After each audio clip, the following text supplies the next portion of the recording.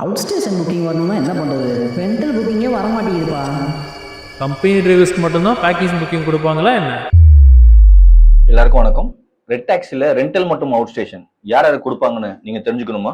Red டாக்ஸில rental out station போன்ற packages உங்களுக்கும் வரணும்னா நீங்க பண்ண வேண்டியது ஒரே ஒரு விஷயம் தான். அது பீக் நேரங்கள்ல லோக்கல் வாடகைகள் எடுக்கிறது தான். பீக் நேரம்னா காலையில 7 மணிலிருந்து 10 மணி வரை, மாலை 5 மணிலிருந்து 8 மணி வரை.